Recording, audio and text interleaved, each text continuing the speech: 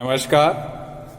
आर्या श्रीमती दुलारी Singh college के YouTube channel पर आप सभी का स्वागत है। आज हम आपको डीएलएड सेकेंड सेमेस्टर विषय सामाजिक अध्ययन के अंतर्गत टॉपिक भूकंप पर चर्चा करेंगे। जैसा कि आप सभी लोग यह जानते हैं कि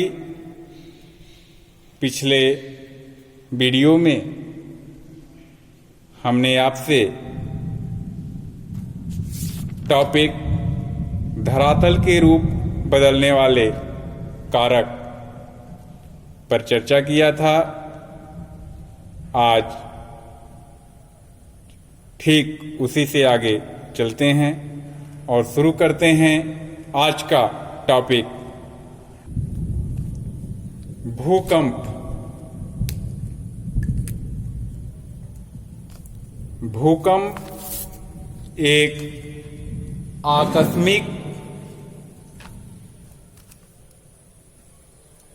प्रायः विनाशकारी परिघटना है। इसके कारण जहां सैकड़ों मकान धराशायी हो जाते हैं,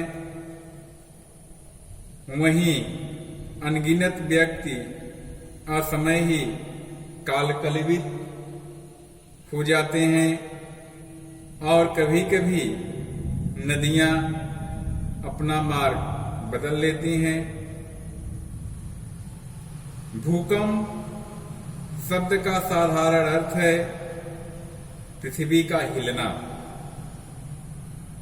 पृथ्वी के गर्भ में होने वाली किसी हलचल के कारण जब धरातल का कोई भाग अचानक हिलने लगता है तो उसे भूकंप कहते हैं। पृथ्वी एक गतिशील पिंड है, अतः इसमें लगातार कंपन तो होते ही रहते हैं, किंतु अधिकांश कंपन बहुत हल्के होते हैं और उनका पता ही नहीं चलता। इन कंपनों से हमारे दैनिक जीवन पर कोई प्रभाव नहीं पड़ता। सामान्यतः हम पृथ्वी के उन झटकों को ही भूकंप कहते हैं जिनका मनुष्य को पता चलता है और जिनके द्वारा जान माल की क्षति होती है। भूकंपीय तरंगे क्या क्या हैं? भूकंपीय तरंगे 3 प्रकार की होती हैं, पी, एस और एल। पी तरंगे क्या हैं?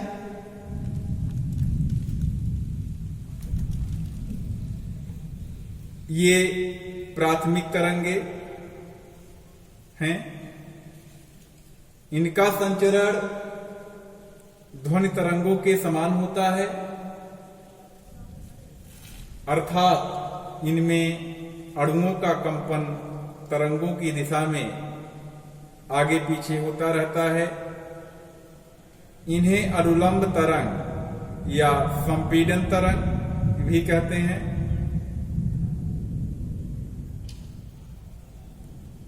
ध्वनि तरंगों की तरह ठोस, गैस एवं तरल माध्यमों से गुजरती है। ध्वनि जो तरंगे हैं वह ठोस, गैस एवं तरल माध्यमों से होकर गुजरती हैं। इन तरंगों की गति ठोस पदार्थों में सबसे अधिक होती है। इसके बाद है एस तरंगे।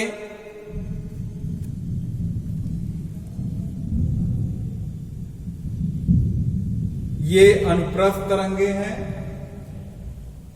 इनमें अणुओं की गति तरंगों की दिशा के समकोण होती है। इन्हें गौड़ तरंगे भी कहते हैं। यह तरंगे ठोस पदार्थ से ही होकर गुजरती हैं P और S तरंगों का मार्ग अवतल होता है। इन तरंगों को शरीर तरंगे भी कहते हैं। L तरंगे ये लंबी अवधि वाली तरंगे हैं। इनका संचरण धरातलीय भाग में ही होता है। इन्हें धरातली भाग में या इन्हें धरातली तरंगे कहते हैं। इनका भ्रमण पथ उत्तल होता है।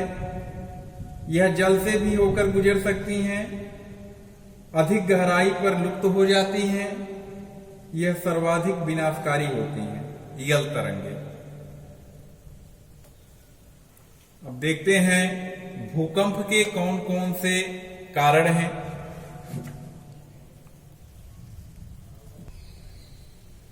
भूकंप के कारण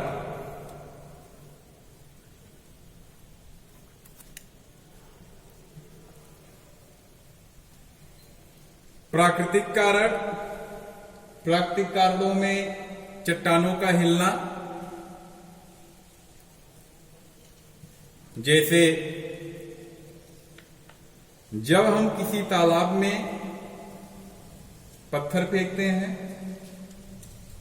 तो पानी की लहरें सभी दिशाओं में फैलने लगती हैं। इसी प्रकार पृथ्वी के भीतर की चट्टानें जब हिलती हैं तो कंपन पैदा होते हैं जो चारों ओर फैलने लगते हैं। इस प्रकार चट्टानों के हिलने को ही भूकंप कहते हैं। भूकंप का कंपन केवल भूपटल भाग में ही सीमित रहता है। चट्टानों का हिलना अथवा भूकंप की उत्पत्ति मुख्यतः दो कारणों से होती है।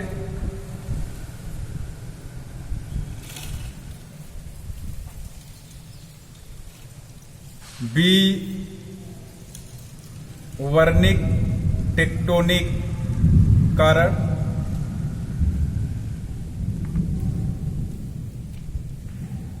पृथ्वी के भीतर अधिक गहराई पर तापमान और दाब बहुत अधिक होता है।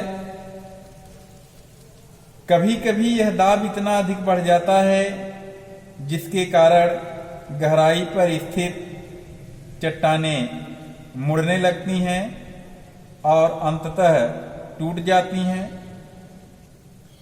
चट्टानों के टूटे हुए भाग ऊपर अथवा नीचे की ओर सरक जाते हैं। इसे भ्रंश जियोलॉजिकल फॉल्ट कहते हैं। एक विशाल भूकंप के आने के बाद पृथ्वी को स्थिर होने में समय लगता है और काफी समय तक हल्के हल्के झटके आते रहते हैं, जिन्हें बाद के झटके आफ्टर शॉक कहते हैं।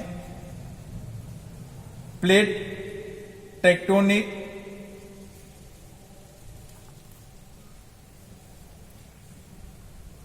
ये दूसरा विवर्तनिक कारण और भी है।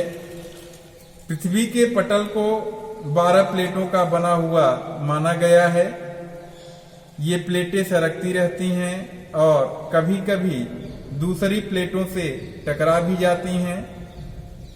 अतः इन प्लेटों के टकराने से भी भूकंप आते हैं। अविवर्तनिक कारण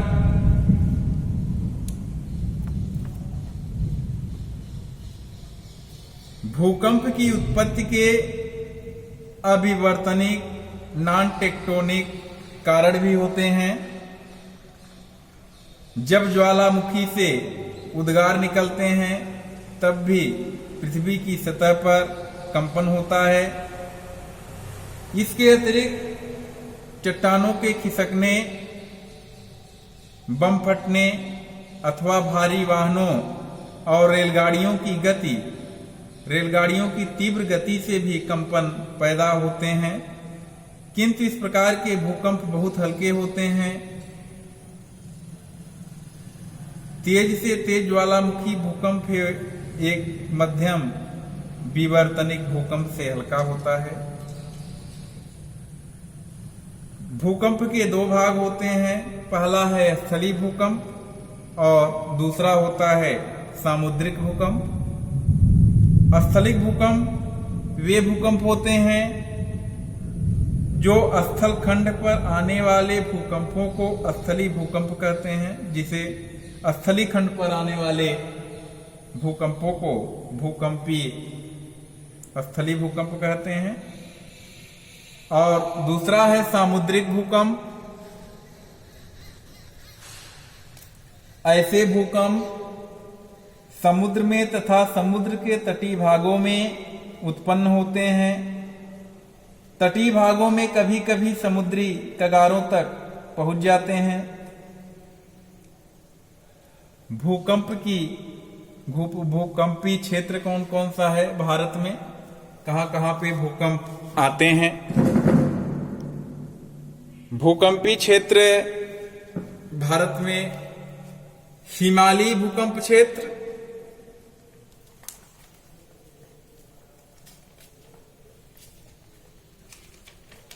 भू संरचना की दृष्टि से यह भाग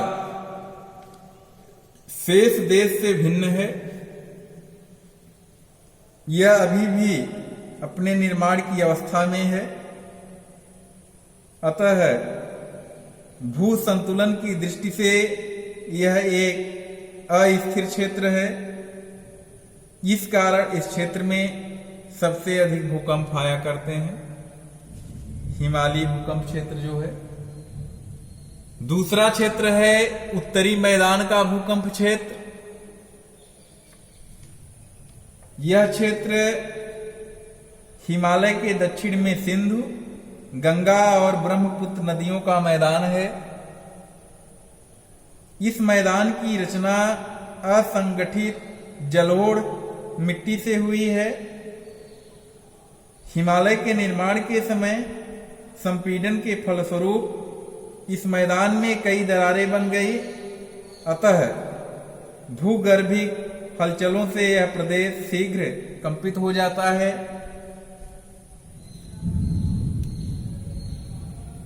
तीसरा है दक्षिण के पठार का भूकंप क्षेत्र। यह भारत का सबसे प्राचीन और कठोर स्थलखंड है। भू संतुलन की दृष्टि से यह एक स्थिर भाग है, अतः इस क्षेत्र में बहुत ही कम भूकंप आते हैं। पिछली कुछ शताब्दियों में इस क्षेत्र में केवल कुछ ही भूकंप आए हैं, जिनमें 1967 का कोयना भूकंप विशेष स्थान रखता है। भूकंपीय जोन के आधार पर भारत को 4 भूकंपीय जोन में बांटा गया है। 2, 3, 4 और 5 जोन। 5 सबसे तीव्रता वाला क्षेत्र है। भूकंप की माप कैसे होती है? किसी स्थान पर आए भूकंप को हजारों मील दूर स्थित प्रयोगशाला में अंकित किया जा सकता है। जिस यंत्र से इसे अंकित करते हैं उसे भूकंप लेखी सिस्मोग्राफ कहते हैं। इसके 3 भाग होते हैं। पहला कंपन संयंत्र अथवा भूकंप मापी। यह कंक्रीट का एक खंभा होता है जो पृथ्वी में गड़ा होता है और भूकंप आने पर कंपन करता है। अंकन संयंत्र दूसरा है। इस भाग में एक ड्रम घूमता है जिस पर कागज चढ़ाकर पृथ्वी के कंपन को अंकित किया जाता है। तीसरा है घड़ी।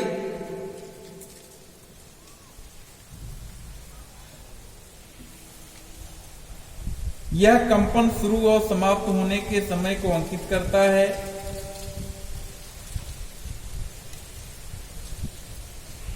एक भूकंप अभिलेख सिस्मोग्राफ के विस्तृत अध्ययन से जिस पर भूकंपी तरंगे अंकित होती हैं, यह पता लगाया जा सकता है कि किस समय कहां पर भूकंप आया और इसकी क्या गति थी।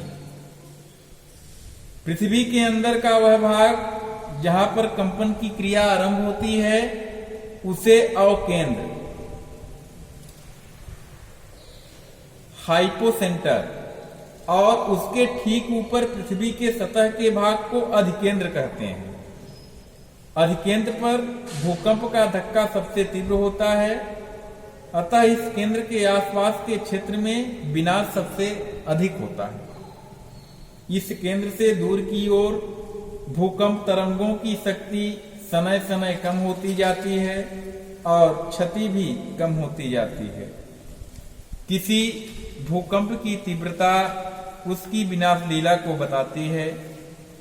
इसको नापने के लिए इटली के एक मनोवैज्ञानिक मर्कोली ने 1931 में एक पैमाना स्केल बनाया। इसके पश्चात दक्षिण के कैलिफोर्निया में भूकंप का परिमाण मापक मैग्नीट्यूड स्केल रिचर ने आविष्कृत किया, जो रिचर पैमाने के नाम से विख्यात हुआ। भूकंप के कारणों तथा प्रभावों के अध्ययन में भूविज्ञान से लेकर इंजीनियरिंग तक के अनेक विषयों के विशेषज्ञों द्वारा समायोजित अध्ययन की आवश्यकता भी है। भूकंप की भविष्यवाणी की दृष्टि से एक ही क्षेत्र में समान तीव्रता स्तर के भूकंपों का निरीक्षण बहुत उपयोगी होता है। भूकंप का प्रभाव